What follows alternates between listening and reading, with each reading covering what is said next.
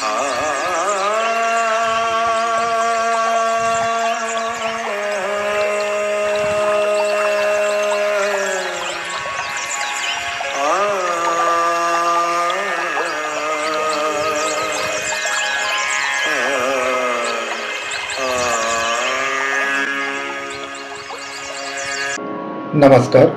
आपणा सर्वांचं सहर्ष स्वागत. संगीत ती समाधी भाग 5. लेखक ब्रह्मलीन योगीराज मनोहर हरकरे.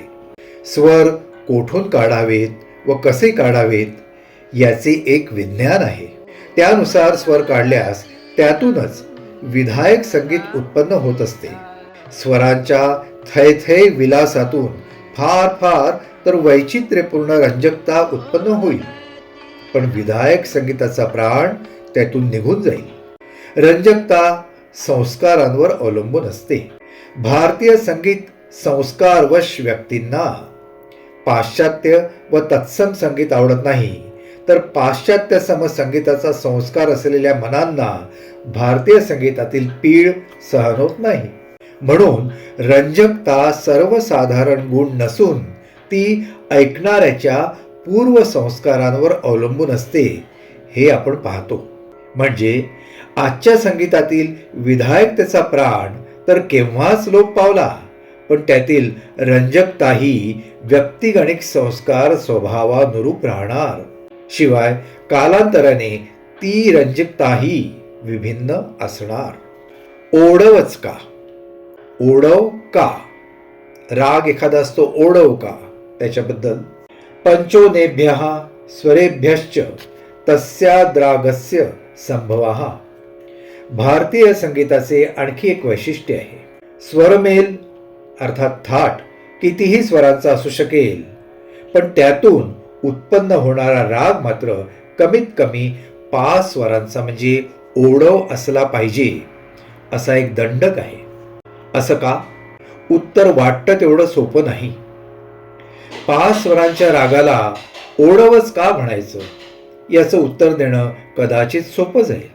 पंचमहाभूतातील मूलतत्व आकाश तत्व आहे. आकाश म्हटल्याबरोबर त्यात चमकणारे तारे व नक्षत्रे आपल्या मनःचक्षु समोर येतात. उडवहा म्हणजे नक्षत्र.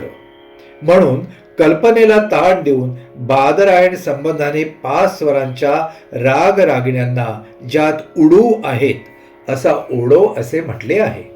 पण रागात स्वर 5च का असावेत?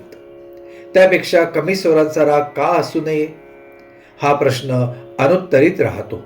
पंचमहातत्वातील मूलतत्व आकाश खरे, पण आकाशात काही 5च नक्षत्रे नाहीत. शिवाय आकाश तत्वाचा व ओढवाचा संबंध काय?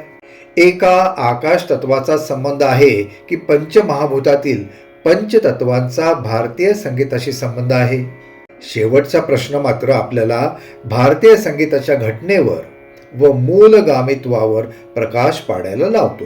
भारतीय संगीतात 3 आणि 4 स्वरांचे राग बरेच आहेत. त्यापैकी आज सर्वश्रुत असलेले मालश्री व भवानी.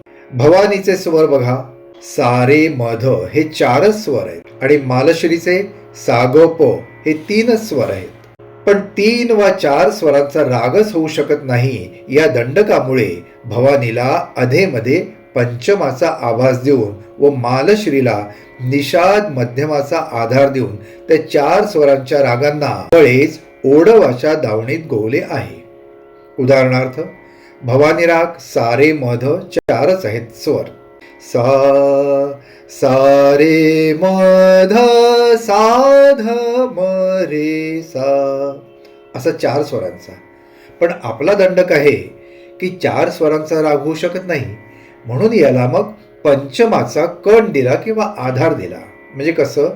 सारे मध साध मरे सा असा त्याला 5 स्वरांचा केला आणि ओढव राग त्याला केला. तसंच मालश्री राग मूलतः फक्त 3 स्वरांचा आहे. सा ग प सा प ग सा.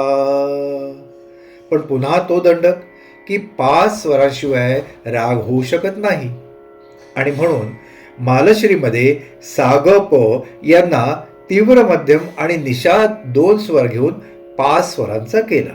सा ग प सा असा जरी आरोह पकडला तरी सा नी प म ग सा, सा ग प सा नी प म ग सा असं त्याला 5 स्वरांचा केलेला आहे. कारण राग कमीत कमी 5 स्वरांचा असावा हा दंडक आहे. हे दोन्ही राग वेलावली स्वरमेलातील आहेत, हेही विशेष होय. पाश्चिमात्य संगीतात पूर्ण स्वरांचे राग बरेच कमी असून 5, 4 व 3 स्वरांचे राग बरेच असतात. कमी स्वरांच्या रागात उत्तेजकता बरीच असते, पण संगीत संपल्यावर मानवी चित्तावर त्याचा चिरस्थायी परिणाम काहीच शिल्लक राहत नाही. रागांच्या विधायक स्वरूपाचा विचार केल्यास असले 5 स्वरांपेक्षा कमी स्वर असलेले राग भारतीय संगीताच्या मूल घटनेनुसार विधायक राहू शकत नाहीत. मालश्री व भवानी या रागांच्या अवशेषावरून एका काळात भारतीय संगीतातही असल्या 3-4 स्वरांच्या रागांचा भरणा असावा असे दिसते. पण भारतीय संगीताचे आधारशास्त्र जे योगशास्त्र, त्या सांख्य योग शास्त्राचे अनुभवांना धरून असले 3 व 4 स्वरांचे राग लोप पावले असावे किंवा त्यांनाच ओढव केले असावे. भारतीय व अभारतीय संगीतातील हा सर्वात महत्वाचा व मूलगामी भेद आहे. आजच्या भागात एवढंच. पुन्हा भेटूया पुढच्या भागात. नमस्कार. हरि को सदा, जो भजे हरि को सदा, सोही परम पद पाएगा, सोही परम पद पाएगा, सोही परम पद पाएगा.